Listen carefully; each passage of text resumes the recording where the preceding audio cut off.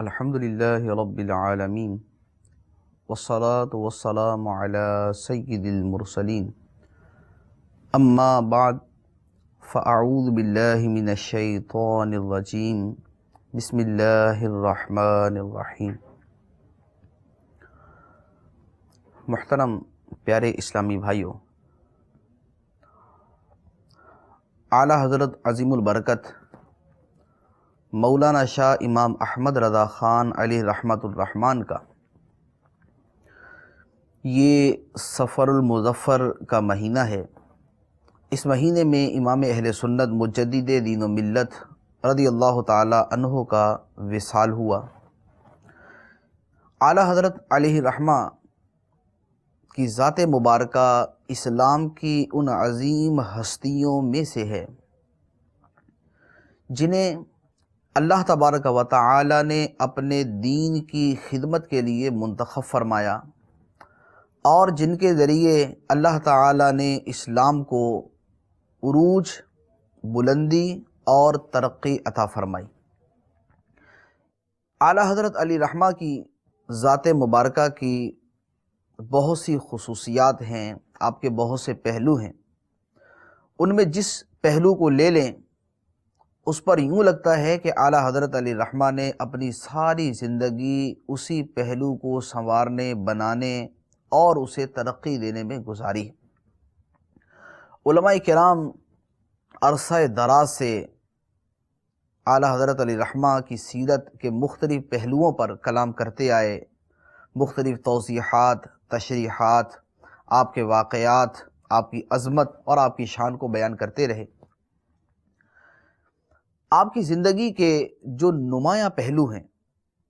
ان میں ایک بہت بڑا پہلو اعلیٰ حضرت علی رحمہ کی فقاہت ہے۔ اللہ تبارک و تعالی نے آپ کو جو فقاہت عطا فرمائی، جو فقہی ملکہ عطا فرمایا، جو ذہانت عطا فرمائی، اور علم کے اندر جس قدر پختگی اور رسوخ عطا فرمایا، صدیوں کے اندر ہمیں ایسے حضرات بہت کم نظر آتے ہیں، بلکہ جس قدر علوم و فنون پر اعلیٰ حضرت علی رحمہ کو مہارت حاصل تھی، آپ نے ان علوم کو جس طرح استعمال فرمایا اور اپنے نظم و نثر کے اندر اور دینی خدمت کے اندر علم دنیا اور علم دین کو جمع فرمایا، ایسی مثال ہمیں کوئی اور دوسری نہیں ملتی۔ آپ علی رحمہ کی زندگی کا فقہی پہلو اور آپ کی فقاہت کا جو عنصر ہے وہ آپ کی زندگی میں اس طرح چھایا ہوا اور اس قدر واضح اس کی چھاپ نظر آتی ہے کہ آپ کی سیرت کا مطالعہ کرنے والا اس سے متاثر ہوئے بغیر نہیں رہ سکتا۔ امام اہل سنت اعلیٰ حضرت علیہ رحمہ کی ولادت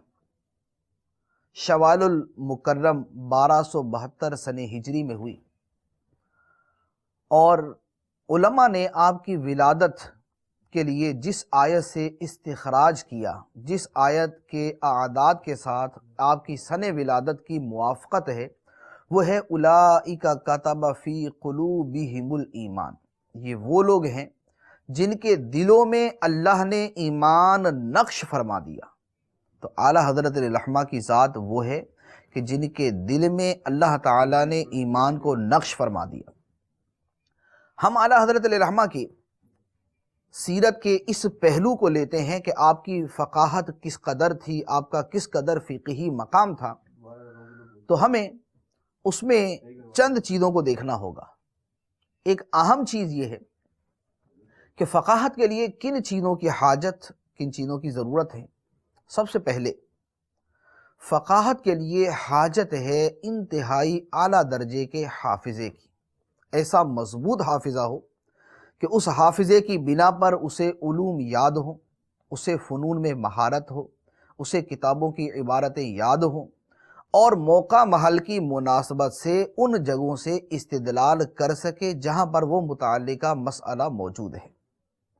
حافظے کے بعد دوسری نہایت ہی اہم چیز جو ہے وہ ہے ذہانت، کہ حافظہ اچھا ہو اور اس کے ساتھ انتہائی اعلیٰ درجے کی ذہانت بھی ہو کہ مختلف جزئیات کو ملانا، مختلف اصولوں کو جمع کرنا اصولوں سے مسائل کا استنباط اور استخراج کرنا اور جدید سے جدید پیش آنے والے مسائل میں پرانے فقہا کے اصولوں کو منطبق کرنا، مختلف جزئیات پر قیاس کرنا اور قرآن کی نصوص، احادیث کی وضاحت، فقہاء کرام کے اقوال، مجتہدین کے اجتہادات اور فقہاء کرام کے اقوال کی روشنی میں کسی مسئلے کا حل نکالنا۔ تو یہ مدار رکھتا ہے، اس کا دار و مدار ہے ذہانت کے اوپر۔ تو ایک حافظہ، دوسرا ذہانت۔ پھر حافظے اور ذہانت کے ساتھ فقاہت حاصل کرنے کے لیے نہایت ہی ضروری ہے کہ آدمی کو بہت سارے علوم پر دسترس حاصل ہو۔ علم قرآن، علم حدیث، علم فقہ، علم تصوف، علم اصول تفسیر، علم اصول حدیث، علم اصول فقہ، اس کے ساتھ بلاغت اور اس کے علاوہ عربی زبان و ادب کے اوپر اس کو مکمل دسترس حاصل ہو کہ ان تمام چیزوں کو استعمال کرتے ہوئے فقہ کا کوئی نہ کوئی مسئلہ نکالا جاتا ہے۔ پھر اس کے ساتھ اس وسعت علمی کے ساتھ فقیہ کے لیے جو اہم بات ہوتی ہے وہ یہ ہے کہ اسے ان اصولوں کو، ان جزئیات کو، ان چیزوں کو جمع کرنے کا ملکہ بھی حاصل ہو۔ جیسا موقع پیش آیا، جیسا مسئلہ پیش آیا، اس مسئلے کے اوپر وہ اپنی ذہانت کے ساتھ جزئیات کو منطبق بھی کر سکتا ہو۔ تو یہ ایک مستقل پریکٹس، ایک مستقل محنت کے ساتھ یہ چیز حاصل ہوتی ہے۔ تو حافظہ ہو، ذہانت ہو، محنت ہو، مطالعہ ہو، وسعت علمی ہو، اور اس کے ساتھ اللہ تبارک و تعالیٰ کی طرف سے تائید اور نصرت بھی حاصل ہو، اللہ تعالیٰ کی مدد اور نصرت ہو، تو ان چیزوں کے ساتھ پھر آدمی کے اندر فقاہت کا ملکہ پیدا ہوتا ہے۔ اعلیٰ حضرت علیہ الرحمہ کی ہم سیرت مبارکہ کو دیکھتے ہیں تو فقاہت کے جو بنیادی عناصر ہیں وہ ہمیں آپ کی زندگی کے ہر پہلو میں، آپ کی زندگی کے ہر عنصر کے اندر ہمیں نظر آتے ہیں۔ مثال کے طور پہ اعلیٰ حضرت علیہ الرحمہ کے حافظے کو، آپ کی ذہانت کو، تائید الہی کو، آپ کی محنت کو، آپ کی وسعت علمی کو، اور آپ کے اصول و قواعد سے استخراج و استنباط کو، اور ان کے ذریعے مسائل کے حل کرنے کو اگر دیکھتے ہیں تو ہمارے سامنے اس کی ہزاروں مثالیں آتی ہیں۔ اللہ تبارک و تعالی جس کو کوئی مقام دینا چاہتا ہے تو اللہ تعالیٰ اس کی خود تربیت فرماتا ہے، اس کے خود مدد فرماتا ہے، اسے خود اس نہج پر چلاتا ہے کہ جس کی وجہ سے وہ ایک بڑا آدمی بنتا ہے۔ چنانچہ بچپن سے اعلیٰ حضرت علیہ الرحمہ کی سیرت کے اندر ذہانت، حافظہ، تائید الہی اور وسعت علمی شامل تھی۔ آپ کی سیرت کے اندر بہت سارے اس طرح کے واقعات ہیں۔ ایک واقعہ، ایک مرتبہ آپ کے استاد آپ کو قرآن مجید پڑھا رہے تھے، تو قرآن مجید پڑھاتے ہوئے انہوں نے ایک لفظ ادا کیا کہ آپ اس کو پڑھیں۔ اعلیٰ حضرت علیہ الرحمہ اس کو پڑھنے کی کوشش کرتے تو اس کو ادا نہیں کر پا رہے تھے۔ استاد بار بار تکرار کرتے، اعلیٰ حضرت علیہ الرحمہ اس کو ادا نہ کرتے، حتیٰ کہ آپ کے دادا وہاں تشریف لائے تو انہوں نے کہا کہ قرآن پاک کو منگوا کے دیکھا جائے کیا لفظ۔ جب لفظ منگوا کے دیکھا گیا تو استاد صاحب جو لفظ پڑھا رہے تھے اس کا اعراب درست نہ تھا، اور جب درست اعراب اعلیٰ حضرت کے سامنے بیان کیا گیا تو آپ نے اسی وقت اس لفظ کی تلاوت فرمائی۔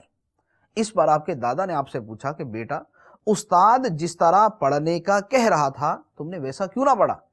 تو آپ نے جواب دیا کہ میں ادا کرنے کی کوشش کرتا تھا مگر وہ لفظ میری زبان سے ادا نہیں ہو رہا تھا۔ تو یہ اللہ تبارک و تعالیٰ کی طرف سے تائید ہے کہ بچپن کی عمر میں زمانہ طالب علمی کے اندر یہ تائید الہی یوں ساتھ ہے کہ غلط لفظ اگر استاد پڑھا رہا ہے تو اللہ تبارک و تعالیٰ اعلیٰ حضرت کی زبان پر اس لفظ کو جاری نہیں ہونے دیتا، اور جب وہ لفظ درست کیا جاتا ہے تو آپ کی زبان سے وہ لفظ جاری ہو جاتا ہے۔ اسی طرح بارہا ایسا ہوتا کہ استاد آپ کو سبق پڑھاتا، آپ ایک مرتبہ کتاب کو دیکھتے، کتاب کو دیکھنے کے بعد اسی وقت لفظ بلفظ وہ سبق سنا دیا کرتے تھے۔ تو ایک مرتبہ آپ کے استاد نے آپ کو تنہائی میں بلایا اور اس طرح کے واقعہ جب دیکھے، ذہانت کے، فراست کے، حافظے کے، تو تنہائی کے اندر آپ کو بلا کے پوچھا کہ مولانا یہ بتاؤ تم کہ جن تو نہیں؟ تو آپ نے فرمایا کہ جن تو نہیں ہوں، لیکن یہ ہے کہ اللہ تعالیٰ کا فضل میرے شامل حال ہے، اللہ تعالیٰ کی مدد ہے، اللہ تعالیٰ کی تائید ہے کہ اللہ تعالیٰ نے مجھے ایسا حافظہ اور ایسی ذہانت عطا فرمائی۔ اسی طرح زمانہ طالب علمی کا ایک واقعہ ہے کہ اصول فقہ کی ایک مشہور کتاب ہے مسلم الثبوت۔ یہ جو درس نظامی کے اندر پہلے پڑھائی جاتی تھی، اب بھی کہیں کہیں پڑھائی جاتی ہے،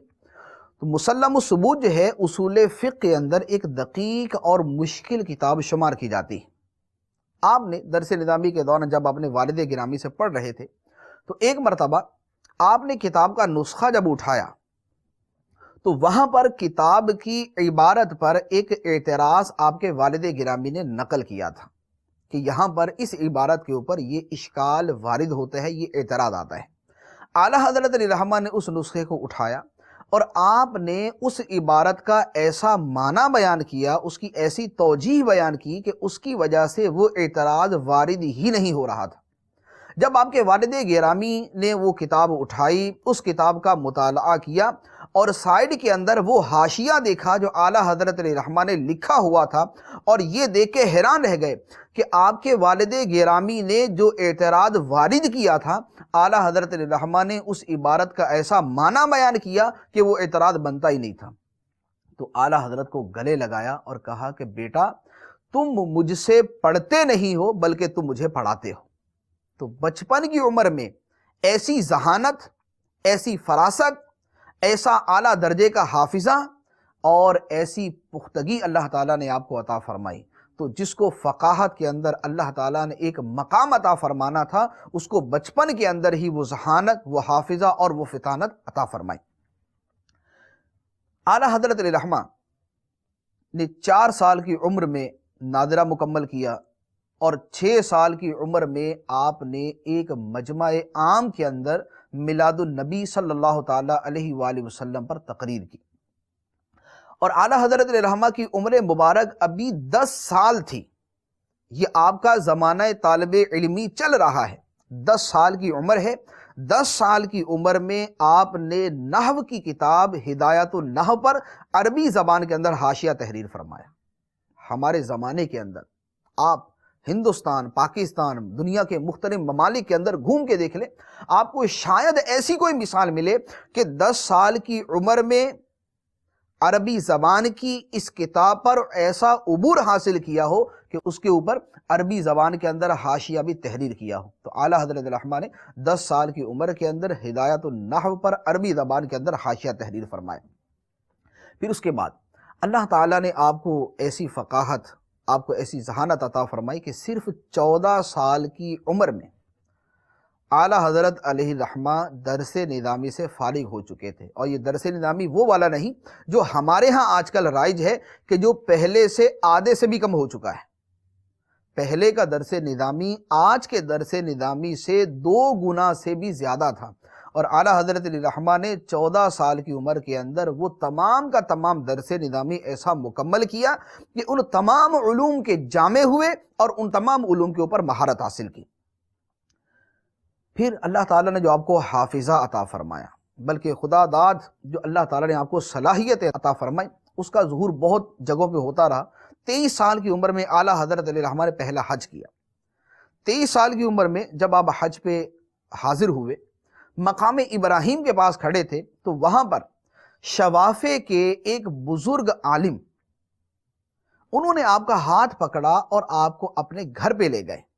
اعلیٰ حضرت علیہ الرحمہ کی پیشانی کو دیکھتے رہے اور زبان سے بار بار یہ الفاظ ادا کرتے رہے، انی لاجد نور اللہ فی ھذا الجبین، اللہ کی قسم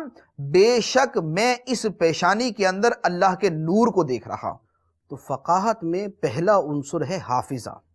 اور اعلیٰ حضرت علیہ الرحمہ کو اللہ تعالیٰ نے وہ بے مثل حافظہ عطا فرمایا، جسے ایک مثال سے یوں سمجھ سکتے ہیں کہ آپ کے ایک بارگاہ کے حاضر باش سید ایوب علی بیان کرتے ہیں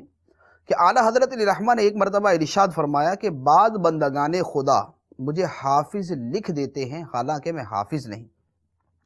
تو دل کرتا ہے کہ میں قرآن پاک حفظ کر لوں تاکہ ان کا کہنا غلط ثابت نہ ہو۔ چنانچہ اس کے بعد اعلیٰ حضرت علیہ الرحمہ نے رمضان المبارک کے مہینے میں قرآن پاک یاد کرنا شروع کیا۔ اور کس طریقے سے قرآن پاک یاد کیا کہ نماز عشاء کے لیے جب وضو کرتے تو وضو کرنے کے بعد سے لے کر نماز عشاء کی جماعت کھڑے ہونے تک آپ روزانہ 1 پارہ یاد کر لیا کرتے تھے، اور جب رمضان المبارک کے 30 دن پورے ہوئے اعلیٰ حضرت علیہ رحمہ قرآن پاک کے 30 پاروں کے حافظ ہو چکے تھے۔ تو جس کو اللہ تعالیٰ نے ایسا حافظہ عطا فرمایا، اس کا فقاہت کے اندر مقام کیا ہوگا۔ پھر اس کے بعد فقاہت کے لیے مختلف علوم و فنون پر دسترس حاصل کرنا ضروری ہے۔ اعلیٰ حضرت علیہ رحمہ کو جتنے علوم پر مہارت حاصل تھی اور جس قدر مہارت حاصل تھی، اس کی بھی مثال نہیں ملتی۔ 55 سے زائد علوم میں اعلیٰ حضرت علی رحمہ کو شان اجتہادی حاصل تھی، جن میں بعض علوم یہ ہیں: قرآن، تفسیر، اصول تفسیر، حدیث، اصول حدیث، فقہ، اصول فقہ، علم العقائد، علم تصوف، علم الاخلاق، علم السلوک، علم قراءت، علم تجوید، ہیئت، حساب، ہندسہ، جغرافیہ، صرف، نحو، منطق، فلسفہ، معانی، بیان، بدیع، شاعری، عروض، ادب، تاریخ، سیرت، سیر، لغت، ادب، توقیت، ریاضی، اور اس کے علاوہ کتنے ہی علوم ایسے ہیں کہ جن پر اعلیٰ حضرت علیہ رحمہ کو مہارت حاصل تھی۔ بعض علماء نے 55 گنوائے، اور بعد کے آنے والے علماء نے مزید جب شمار کیا تو اعلیٰ حضرت علیہ رحمہ کے علوم 105 سے بھی متجاوز ہو گئے۔ 105 سے بھی زیادہ علوم پر اعلیٰ حضرت علیہ رحمہ کو مہارت حاصل تھی۔ پھر جن علوم پر اعلیٰ حضرت علیہ رحمہ کو مہارت حاصل ہے، وہ مہارت بھی ایسی نہیں کہ صرف ایک علم کے اندر جو ایک بنیادی سی مہارت ہونی چاہیے وہ حاصل ہو، بلکہ جس علم کو حاصل کیا، جس کے اندر مہارت حاصل کی، اس کے اندر کمال درجے کی مہارت حاصل کی۔ جیسے علم قراءت ہے، علم قراءت کے اندر آدمی کو قراءت کا علم آ جائے، یہ بہت کافی ہے۔ اعلیٰ حضرت علیہ رحمہ نے علم قراءت حاصل کیا تو جو ہمارے ہاں 7 عشرہ کی قراءت مروی ہے، جو ہمارے ہاں 7 عشرہ کی قراءت رائج ہے پوری دنیا کے اندر، اعلیٰ حضرت علیہ رحمہ نے ان تمام قراءتوں کے اوپر دسترس حاصل کی، تمام کے اوپر مہارت حاصل کی۔ اسی طرح علم لغت ہے، لغت کے اوپر اعلیٰ حضرت علیہ رحمہ کی جو مہارت تھی، وہ صرف یہ نہیں کہ لغت عربی کے اوپر، بلکہ لغت عربی، لغت اردو، لغت فارسی اور لغت ہندی کے اوپر مہارت حاصل تھی۔ اسی طرح شاعری کے اندر بھی، شاعری ہندی کے اندر، اردو کے اندر، فارسی کے اندر اور عربی کے اندر۔ اور پھر شاعری بھی ایسی کہ فی البدی جس موضوع پر چاہیں، جس زبان میں چاہیں، فی البدی یعنی بغیر کسی تکلف اور بغیر کسی تیاری کے پورے کا پورا قصیدہ تحریر فرما دے۔ پھر اس کے ساتھ علم العروض، علم شاعری اور دیگر علوم کے اندر بھی یہی حالت ہے کہ جس علوم کے اندر مہارت حاصل کی، اس علم کے اندر کمال درجے کی مہارت حاصل کی، اور پھر ان کو جو استعمال فرمایا، ان علوم کو جو استعمال کیا، اس فصاحت و بلاغت کو، اس قادر الکلامی کو، اس وسعت نظری کو اور اس وسعت علمی کو جو استعمال کیا، اس کی مثال فتاوی رضویہ کے اندر جگہ جگہ نظر آتی ہے۔ فتاوی رضویہ شریف کا اگر صرف خطبے کا مطالعہ کریں تو اعلیٰ حضرت علیہ رحمہ نے فتاوی رضویہ کا جو خطبہ تحریر فرمایا، وہ خطبہ اتنا جامع، اتنا فصیح و بلیغ، اتنا اعلیٰ درجے کے علم سجا، علم بدیع اور علم معانی اور علم بیان کے اوپر مشتمل ہے کہ آدمی کی عقل دنگ رہ جاتی ہے۔ آپ نے جو فقہ کا خطبہ تحریر فرمایا، اس ایک خطبے کے اندر 90 کے قریب کتابوں کے نام استعمال فرمائے۔ جیسے فقہ حنفی کے اندر بحر الرائق ہے، رد المختار ہے، در مختار ہے، تنویر الابصار ہے، شرح فقہ اکبر ہے، تو یہ تمام کی تمام کتابوں کے نام ہیں۔ اب اعلیٰ حضرت علیہ رحمہ نے ان کتابوں کے ناموں کو یوں استعمال کیا کہ وہی نام اللہ کی حمد بھی بن گئے، وہی نام نبی کریم علیہ السلام کی نعت بھی بن گئے، وہی الفاظ اور وہی کلام جو ہے وہ بزرگان دین، ائمہ کرام، مجتہدین اور فقہاء کرام کے نام اور ان کی منقبت بھی بن گئے۔ جیسے مثال کے طور پہ اعلیٰ حضرت علیہ رحمہ نے اپنے خطبے کو شروع کیا، الحمدللہ هو الفقہ الاکبر والجامع الکبیر لزیادات فیضہ المبسوط الدرر الغرر۔ یہ خطبے کے الفاظ، جس کا ترجمہ یوں بنتا ہے کہ تمام تعریفیں اللہ کے لیے، وہ تعریف کہ جو سب سے بڑی سمجھداری ہے، اللہ کی تعریف سب سے بڑی سمجھداری ہے اور سب سے بڑی جمع کرنے والی ہے اللہ کے فیض کے اضافوں کو، اس فیض کے اضافوں کو جو فیض پھیلا ہوا، اللہ کا وہ فیض جو پھیلا ہوا، اور اللہ کے فیض کے اضافوں کو جمع کرنے والی ہے وہ اضافے کہ جو موتیوں کی طرح چمکدار ہیں۔ اب یہ اللہ تعالیٰ کی حمد ہے۔ اس حمد کے اندر اعلیٰ حضرت علیہ رحمہ نے جو الفاظ استعمال فرمائے وہ فقہی کتابوں کے نام استعمال کی، چنانچہ فقہ اکبر امام اعظم رضی اللہ تعالیٰ عنہ کی کتاب کا نام، الجامع الکبیر امام محمد رحمۃ اللہ علیہ کی کتاب کا نام، فیض یہ بھی کتاب کا نام، مبسوط علامہ سرخسی رحمۃ اللہ علیہ کی کتاب کا نام، اور امام محمد علیہ رحمہ کی کتاب کا نام، اور اس کے علاوہ بھی کئی علماء کی کتابوں کا نام مبسوط ہے۔ اس کے علاوہ الدرر والغرر یہ بھی کتاب کا نام۔ تو اب فقہ حنفی کی کتابوں کے ناموں کو امام اہل سنت نے یوں جمع کیا کہ وہ اللہ تعالیٰ کی حمد بن گئے۔ پھر اس کے بعد درود و سلام،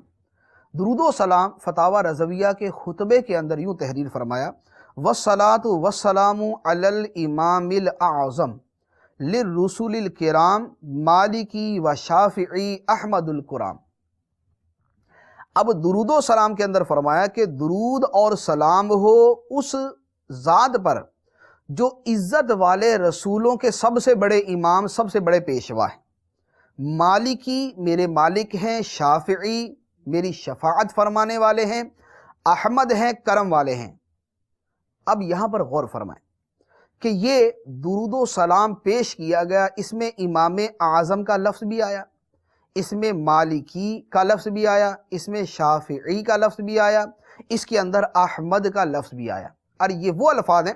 کہ یہ ائمہ اربعہ کے نام بھی ہیں، امام اعظم امام ابو حنیفہ، مالکی امام مالک، شافعی امام شافعی، اور احمد امام احمد بن حنبل رضی اللہ تعالی عنہ۔ تو ائمہ اربعہ کے نام وہ اس انداز کے اندر بیان کیے کہ سرکار دو عالم صلی اللہ علیہ وسلم کی تعریف بن گئے، سرکار دو عالم صلی اللہ علیہ وسلم کی نعت بن گئے۔ تو یہ ہے علم بیان، علم معانی اور علم بدی کے اوپر عبور، کہ فصاحت و بلاغت کو یوں جمع کر دیا کہ کتابوں کے نام کو اللہ کی حمد بنا دیا اور ائمہ کے نام کو سرکار دو عالم صلی اللہ علیہ وسلم کی نعت بنا دیا۔ پھر امام اہل سنت مجدد دین و ملت رضی اللہ تعالی عنہ کی فقاہت کا ایک پہلو یہ بھی ہے کہ آپ نے جتنی کتابیں تصنیف فرمائیں ان کتابوں کے نام پر اگر غور کریں تو اس کتاب کے نام کے اندر بھی اعلیٰ حضرت علیہ رحمہ کی علمیت جھلکتی ہے۔ مثال کے طور پہ آپ جب کسی کتاب کا نام لکھتے ہیں، اعلیٰ حضرت علیہ رحمہ نے کتاب لکھی، اس کتاب کا جو نام لکھتے ہیں اس کتاب کے نام کے اندر 4 خصوصیات ہوتی ہیں۔ پہلی خصوصیت یہ کہ کتاب کا نام عربی زبان میں ہوگا، دوسرے نمبر پر یہ کہ کتاب کا نام ایسا ہوگا کہ جس سے اس کتاب کے اندر بیان کردہ موضوع کا پتہ چل جائے کہ یہ کتاب کس موضوع پر ہے۔ تیسرے نمبر پر کتاب کا جو نام لکھا جائے گا وہ 2 حصوں پر مشتمل ہوگا، اور ہر حصے کے جو آخری الفاظ ہوں گے وہ وہی ہوں گے جو دوسرے حصے کے ہوں گے۔ یعنی جو نام لکھا، جو کتاب کا نام رکھا، اس کے 2 حصے، پہلا دوسرا، جو حروف پہلے حصے کے آخر میں آئیں گے وہی حروف دوسرے حصے کے آخر میں آئیں گے۔ اور چوتھی خصوصیت یہ ہے کہ اعلیٰ حضرت علیہ رحمہ علم ریاضی، علم جمل کے اوپر ایسی دسترس رکھتے تھے کہ جب آپ کسی کتاب کا نام رکھتے، اس کتاب کے نام کے حروف کو اگر لکھا جائے اور علم جمل کے اعتبار سے اس کے اعداد کو جمع کیا جائے تو اعلیٰ حضرت علیہ رحمہ نے جس سال کے اندر وہ کتاب لکھی ہوتی وہ سال اور کتاب کے نام کے اعداد ایک ہوتے۔ مثال کے طور پہ اعلیٰ حضرت علیہ رحمہ کی ایک کتاب ہے رعایت المذہبین فی الدعاء بین الخطبتین، رعایت المذہبین فی الدعاء بین الخطبتین۔ اب اس میں پہلی خصوصیت کہ یہ عربی کے اندر، دوسری خصوصیت کہ مذہبین تثنیہ کا صیغہ اور خطبتین بھی تثنیہ کا صیغہ، یعنی آخری کے اندر نون، اس سے پہلے یا اور یا ما قبل مفتوح، یعنی یا سے پہلے زبر، یا سے پہلے والے حرف کے اوپر زبر آئے۔ تو عربی کے اندر ہے، ہم وزن ہے، 2 حصوں پر مشتمل ہے، پھر اس کے ساتھ اس کے نام پر غور کریں تو پتہ چل جائے گا کہ یہ رسالہ، یہ کتاب کس موضوع پر لکھی گئی۔ جیسے اس کا ترجمہ ہے کہ 2 خطبوں کے درمیان دعا کرنے کے بارے میں دونوں مذہبوں کی رعایت کرنا۔ تو اس سے یہ پتہ چلا کہ یہ کتاب ہے جمعے کے دن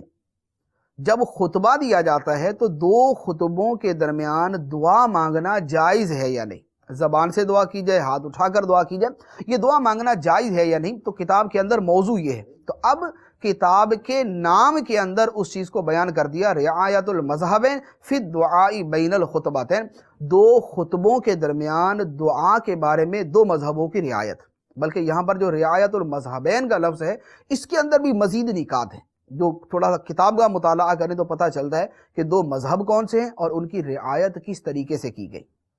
پھر یہ جو حروف ہیں رعایت المذہبین، اس میں را، عین، الف، یا، تا، الف، لام، میم، زال، ہا، با، یا، نون، رعایت المذہبین، ان حروف کے اگر ہم اعداد کو جمع کریں تو پورے کے پورے جو اعداد بنیں گے وہ بنیں گے 1310۔ اور یہ کتاب اعلیٰ حضرت رحمہ نے 1310 سنہ ہجری کے اندر تحریر فرمائی۔ تو اب کتاب کے اعداد سے یہ بھی پتہ چل گیا کہ اعلیٰ حضرت رحمہ نے یہ کتاب کس سن کے اندر، کس سال کے اندر تحریر فرمائی۔ پھر اس کے ساتھ ایک دوسرا اور کتاب کا نام ہے الدولۃ المکیہ بالمادۃ الغیبیہ، الدولۃ المکیہ بالمادۃ الغیبیہ۔ اب اس کے اندر 4 سے بھی زیادہ چیزیں اس نام کے اندر موجود ہیں۔ پہلے نمبر پر نام عربی کے اندر، دوسرے نمبر پر ہم وزن الدولۃ المکیہ بالمادۃ الغیبیہ، تیسرے نمبر پر یہ پتہ چلا کہ یہ کتاب کس موضوع پر ہے،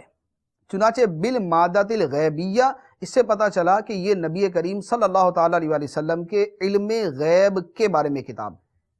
چوتھے نمبر پر اعلیٰ حضرت علیہ رحمہ نے یہ کتاب تحریر فرمائی تھی 1323 سنہ ہجری میں، اور الدولۃ المکیہ بالمادۃ الغیبیہ کے اعداد نکالے تو 1323 بنتے ہیں، تو پتہ چلا کہ 1323 کے اندر لکھی۔ 5ویں خصوصیت اسی نام کے اندر یہ موجود ہے کہ اس نام سے یہ پتہ چلا کہ اعلیٰ حضرت علیہ رحمہ نے یہ کتاب کہاں تصنیف فرمائی۔ تو اعلیٰ حضرت نے یہ کتاب مکہ مکرمہ میں لکھی تھی۔ تو اب نام سے پتہ چل گیا کہ یہ کتاب کہاں لکھی گئی، الدولۃ المکیہ، تو مکہ مکرمہ کے اندر یہ کتاب لکھی گئی۔ اسی طرح اعلیٰ حضرت رحمہ کی ایک کتاب کا نام ہے سرور العید السعید فی حل دعاء بعد صلاۃ العید۔ یہ کتاب جو لکھی گئی اس کا مقصد یہ تھا، بعض لوگوں نے انکار کیا کہ نماز عید کے بعد جو ہاتھ اٹھا کے سارے دعا مانگتے ہیں یہ دعا مانگنا جائز نہیں ہے۔ بعض لوگوں نے یہ مسئلہ بیان کیا۔ تو مسئلہ یہ ہے کہ نماز عید کے بعد جس طرح مسلمان اجتماعی دعا مانگتے ہیں یہ دعا مانگنا جائز ہے۔ اس موضوع پر یہ کتاب ہے۔ اب اس موضوع پر یہ کتاب ہے، اس نام کے اندر یہ ساری خصوصیات موجود ہیں۔ پہلے نمبر پر کہ نام عربی کے اندر، دوسرے نمبر پر یہ نام جو ہے ایک ہم وزن الفاظ پر مشتمل ہے، سرور العید السعید فی حل دعاء بعد صلاۃ العید، تو 2 حصوں پر مشتمل اور دونوں حصے ہم وزن۔ تیسرے نمبر پر نام سے یہ پتہ چلا کہ یہ کتاب کس سال میں لکھی گئی، چنانچہ اعلیٰ حضرت رحمہ نے یہ کتاب لکھی 1339 سنہ ہجری میں۔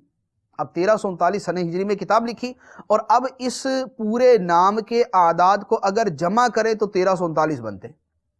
چوتھے نمبر پر یہ کتاب کس موضوع پر لکھی گئی،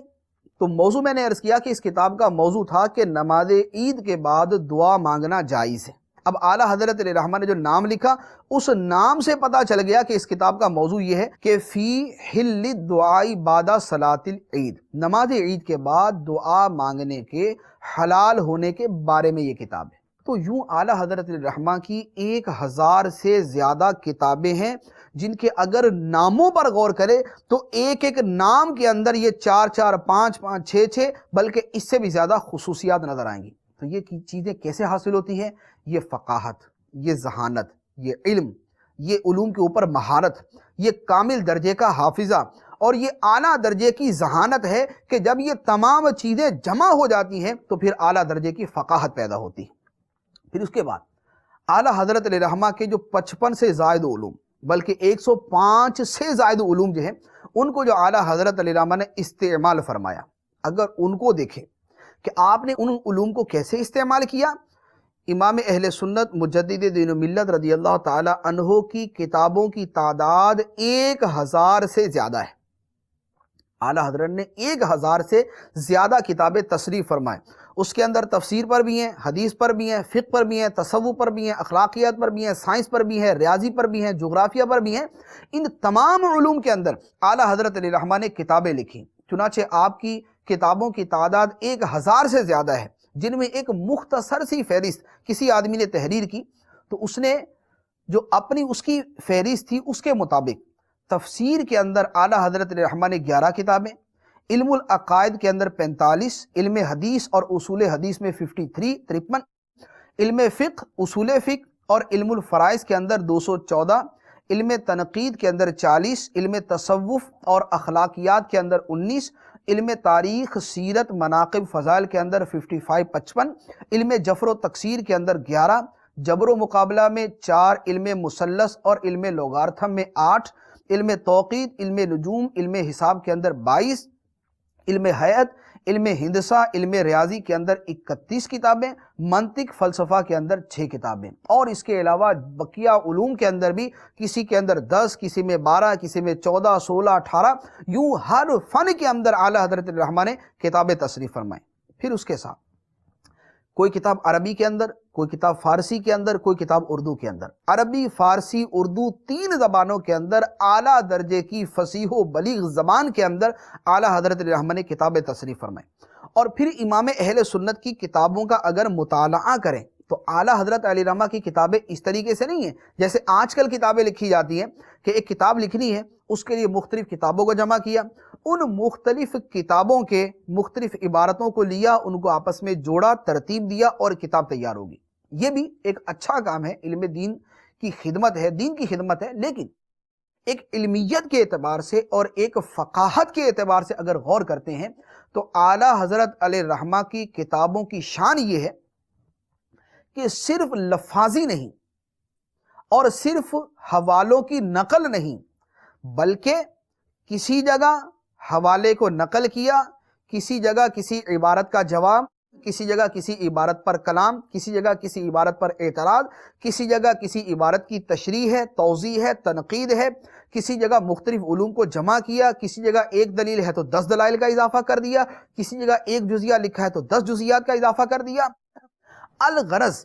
اعلیٰ حضرت علیہ رحمہ کی کتابوں کو اگر دیکھتے ہیں اس میں فقاہت کی جو شان نظر آتی ہے، اس کی حالت یہ ہے کہ جس فن میں اعلیٰ حضرت نے کتاب لکھی ہے آپ اس کتاب کو اٹھائیں اور اس فن کو اٹھائیں، ان دونوں چیزوں کو اٹھا کے آپ سامنے رکھ کے مطالعہ کریں تو آدمی کی آنکھیں کھلی کی کھلی رہ جائیں گی کہ اگر وہ تفسیر پڑھتا ہے تو سمجھ آتا ہے کہ اعلیٰ حضرت امام المفسرین ہیں، اگر وہ حدیث کا مطالعہ کرتا ہے اور اعلیٰ حضرت کی حدیث کے اعتبار سے تحقیقات کو دیکھتا ہے تو یوں لگتا ہے کہ جیسے اعلیٰ حضرت علیہ رحمہ امیر المؤمنین فی الحدیث ہیں۔ اگر فقہ کے اندر دیکھتا ہے تو پتہ چلتا ہے کہ امام الائمہ ہیں، امام زمانہ ہیں، سید الفقہاء ہیں، رأس العلماء ہیں اور مقدام الفضلاء ہیں۔ اعلیٰ حضرت علیہ رحمہ کے علم جغرافیہ کے اندر، علم تاریخ کے اندر دیکھتے ہیں تو پتہ چلتا ہے کہ مؤرخ زمانہ ہے، اس زمانے کے مؤرخ اعظم ہیں۔ سیرت، فضائل اور مناقب کے اندر دیکھتے ہیں تو آدمی کی عقل دنگ رہ جاتی ہے۔ علم العقائد اور علم الکلام میں اعلیٰ حضرت علیہ رحمہ کی تحقیقات کو دیکھتے ہیں تو پتہ چلتا ہے کہ علم العقائد کے اندر اعلیٰ حضرت علیہ رحمہ کی مہارت اور دسترس وہ ہے کہ متقدمین علماء کو دیکھ لیں، پچھلے جو زمانے کے علماء اور آئمہ گزرے ہیں ان تمام کے دلائل ایک طرف ہیں، اعلیٰ حضرت کے دلائل ایک طرف ہیں۔ کسی مسئلے کے اوپر 13 صدیوں کے اندر اگر علماء نے مل کر 25 دلائل جمع کیے ہیں، اعلیٰ حضرت علیہ رحمہ نے 25 کے اوپر 75 دلائل کا اضافہ کر کے 100 کی تعداد مکمل کر دی۔ تو تمام علماء مل کر جس فن کے اوپر تحریر کریں اور اپنا زور قلم صرف کر دیں اور پھر جا کر کسی مسئلے کے اوپر دلائل کو جمع کریں، اعلیٰ حضرت علیہ رحمہ وہاں سے شروع کرتے ہیں۔ گویا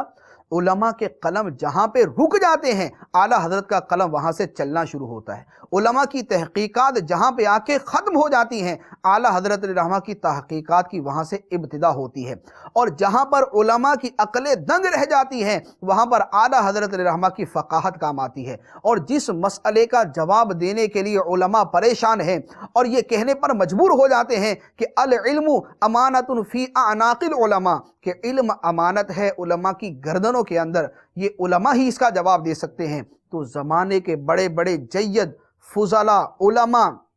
اتقیاء اور اماثل اور افاضل اور اعلیٰ درجے کے فقہا جہاں پر چپ ہو گئے اور جہاں خاموش ہو گئے، اعلیٰ حضرت علیہ الرحمہ نے وہاں پر اپنی تحقیقات کو شروع کیا، اور جب تحقیق پیش کی تو علماء کی عقلیں دنگ ہیں، فقہا دیکھ کر حیران ہیں، بڑے بڑے آئمہ دیکھ کر اعلیٰ حضرت علیہ الرحمہ کی شان کا اقرار کرتے ہیں کہ ہوا سیدنا و مولانا و افضلنا و اشرفنا راس العلماء مقدام الفضلاء، وہ ہمارے آقا ہیں، وہ ہمارے سردار ہیں، وہ ہم سے اکمل ہیں، وہ ہم سے افضل ہیں، وہ ہم سے اشرف ہیں، ہر میدان کے اندر ہم سے، ہر علم کے میدان کے اندر ہم سے بازی لے گئے۔ تو اعلیٰ حضرت علیہ الرحمہ کی جو فقاہت ہے اس کا کوئی جواب نہیں۔ پھر اس کے ساتھ اعلیٰ حضرت علیہ الرحمہ نے جس فن کے اندر تصنیف فرمایا اور جس علم کو استعمال کیا، اس کی اگر آپ نے ایک بالکل چھوٹی سی مثال دیکھنی ہو تو آپ یہ دیکھ لیں کہ علم شاعری ہے۔ علم شاعری کے اندر ایک عالم دین، ایک فقی، ایک محدث، ایک مفسر، وہ شاعری کے اندر وہ کیا کرے گا؟ شاعری اس کا شعبہ نہیں، شاعری اس کا میدان نہیں، مگر اعلیٰ حضرت علیہ الرحمہ نے جو شاعری فرمائی، آپ ہدایت بخشش کا ایک مرتبہ مطالعہ کریں، آدمی کی عقل دنگ ہے کہ فن شاعری کے اندر جو علم بیان، جو علم معانی، جو علم بدیع، جو اس کی اصطلاحات کا استعمال، جو علم عروض کا استعمال ہے، وہ شاید ہی کسی اور کی شاعری میں ملے جتنا اعلیٰ حضرت علیہ الرحمہ کی شاعری کے اندر ملتا ہے۔ اعلیٰ درجے کے الفاظ، اعلیٰ درجے کا چناؤ، انتہائی خوبصورت ترتیب، اور پھر ساری فصاحت و بلاغت مل کر نعت مصطفیٰ صلی اللہ تعالیٰ علیہ وسلم کے اندر ڈھل جاتی ہے۔ سرکار دو عالم صلی اللہ علیہ وسلم کے فضائل، اعلیٰ حضرت علیہ الرحمہ کی زندگی اور آپ کی شاعری کا سب سے بڑا موضوع ہے۔ تو حقیقت یہ ہے کہ تفسیر کے اندر، حدیث کے اندر، فقہ کے اندر، تصوف کے اندر، علم دنیا کے اندر، علم دین کے اندر، سائنس کے اندر، شاعری کے اندر، جب تمام علوم کے اندر اور تمام فنون کے اندر اعلیٰ حضرت علیہ الرحمہ کی مہانت کو دیکھتے ہیں تو زبان بے اختیار پکار اٹھتی ہے، ملک سخن کی شاہی تم کو رضا مسلم، جس سمت آ گئے ہو سکے بٹھا دیے ہیں۔ تو اعلیٰ حضرت علیہ الرحمہ جس سمت آئے اپنے سکے جما دیے، اپنے سکے بٹھا دیے، اور یہ سارے کا سارا، یہ تمام چیزیں جو ہیں یہ استعمال ہوتی ہیں فقاہت کے اندر۔ تو اعلیٰ حضرت علیہ الرحمہ کی فقاہت کا دوسرا عنصر جو ہے کہ اعلیٰ درجے کا مطالعہ، اعلیٰ درجے کی ذہانت، اعلیٰ درجے کا حافظہ، اور پھر ان چیزوں کو استعمال کرنا، یہ اعلیٰ حضرت الرحمہ پہ ختم تھا۔ ایک اور مثال عرض کرتا ہوں، فن تکسیر ایک فن ہے، ایک علم ہے۔ فن تکسیر کے اندر مولانا ظفر الدین بہاری رحمۃ اللہ علیہ ارشاد فرماتے ہیں کہ ایک شاہ صاحب تھے، تو وہ اس فن کے اندر ایک مربع، ایک شکل ہے، اس کو پر کیا جاتا ہے اعداد کے ساتھ۔ تو وہ بڑے فخر سے کہا کرتے تھے کہ میں ایک مربع کو 16 طریقوں سے پر کر لیتا ہوں، 16 طریقوں سے پر کر لیتا ہوں۔ مولانا ظفر الدین بہاری رحمۃ اللہ علیہ نے فرمایا کہ میں بھی اس فن سے کچھ شد بد رکھتا ہوں، میں بھی اس کو جانتا ہوں۔ تو اس نے کہا کہ آپ فرمائیں کہ آپ کتنے طریقوں سے نقش مربع کو پر کر لیتے ہیں؟ آپ نے فرمایا کہ میں 1100 سے زائد طریقوں سے نقش مربع کو پر کر سکتا ہوں۔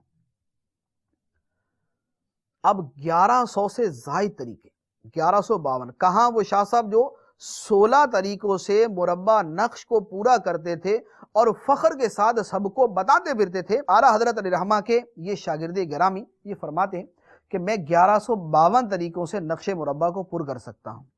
تو شاہ صاحب نے پوچھا کہ آپ نے یہ علم کہاں سے سیکھا؟ تو مولانا ظفر الدین بہاری رحمۃ اللہ علیہ نے جواب دیا کہ میں نے یہ علم اعلیٰ حضرت عظیم البرکت مولانا شاہ امام احمد رضا خان علیہ رحمۃ الرحمن کی بارگاہ سے سیکھا۔ پوچھا کہ وہ نقش مربع کو کتنے طریقوں سے پر کرتے تھے؟ فرمایا کہ وہ 2300 طریقوں سے اس نقش کو پر کرنا جانتے تھے۔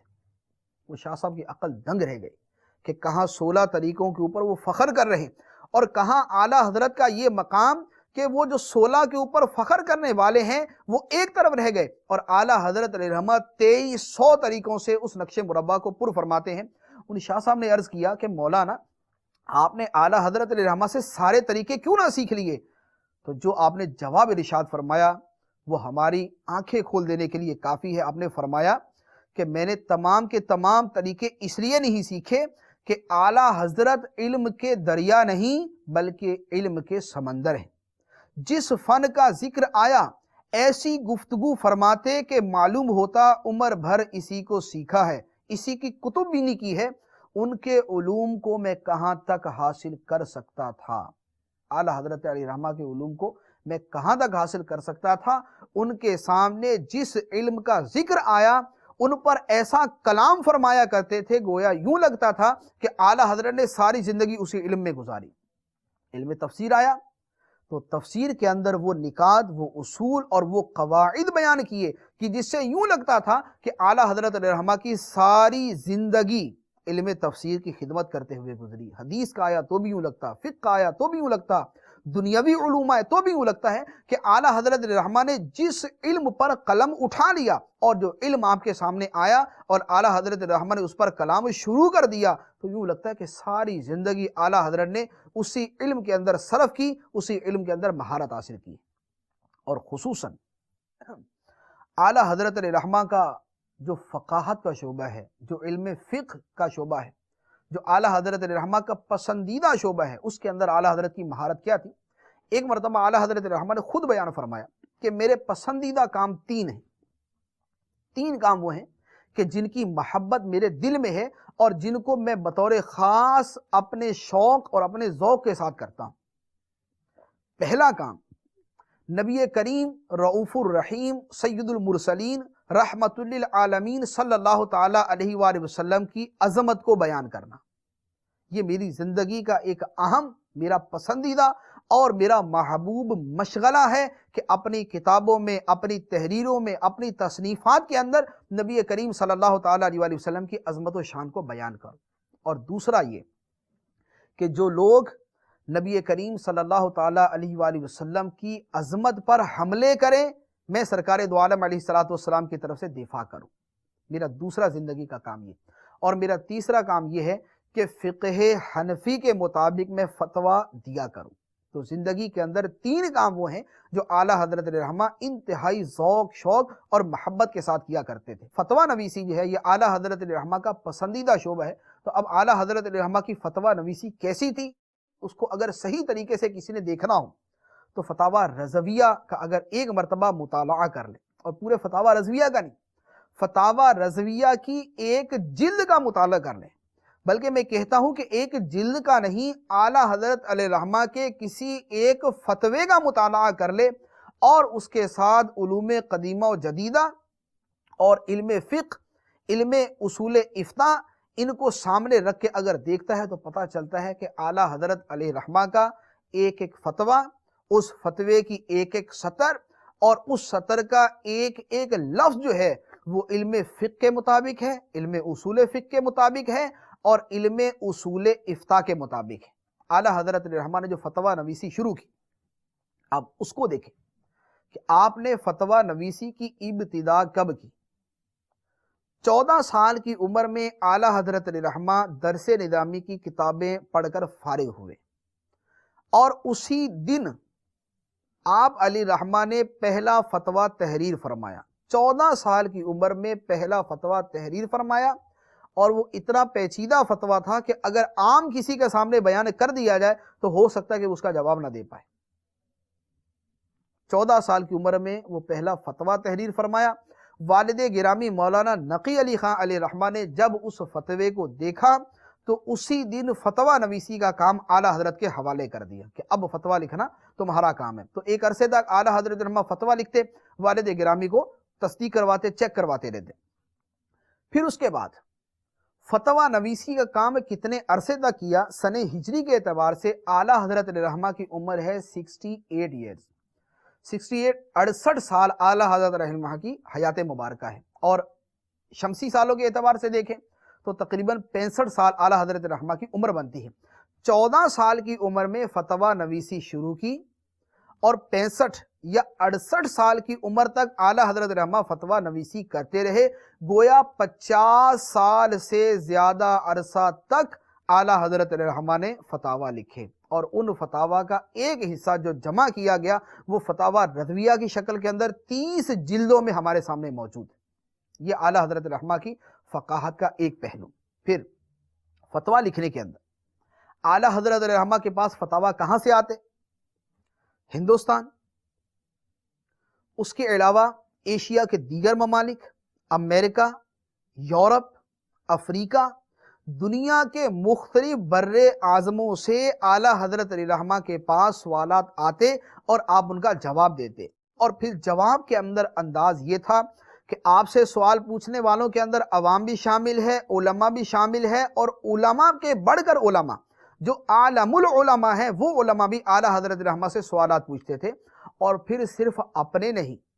بیگانے، مخالفین، حاسدین، معاندین جب کسی مسئلے کے اندر پھنس جاتے اور اس مسئلے کو حل نہ کر پاتے تو گھما پھرا کے اعلیٰ حضرت کی بارگاہ میں سوال بھیجا کرتے تھے، اور پتہ ہوتا تھا، علم ہوتا تھا کہ اگر اس سوال کا جواب کہیں سے مل سکتا ہے تو بریلی کی سرزمین پر امام اہل سنت کی بارگاہ سے مل سکتا ہے۔ پھر اعلیٰ حضرت رحمہ کا فتویٰ عربی میں، فارسی میں، اردو کے اندر۔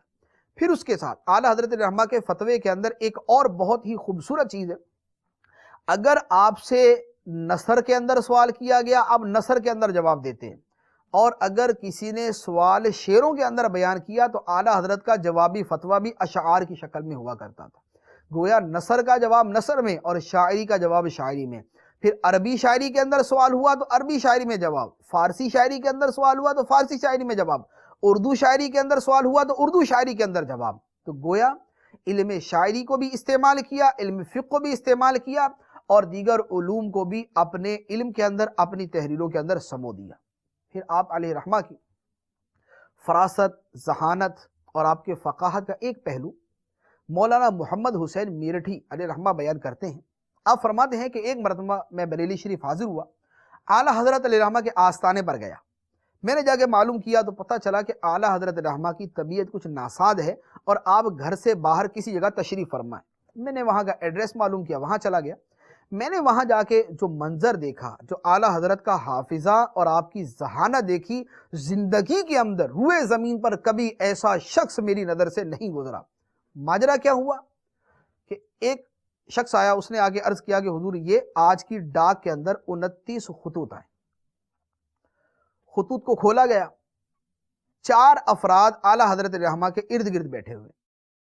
چاروں نے ایک ایک خط لیا، اس میں سوالات تحریر تھے، فتاویٰ طلب کرنے تھے۔ اب 4 آدمی اعلیٰ حضرت رحمہ کے ارد گرد بیٹھے ہوئے، اعلیٰ حضرت رحمہ بیمار ہیں۔ ایک شخص نے اپنا سوال بیان کیا کہ حضور اس خط کے اندر یہ سوال آیا،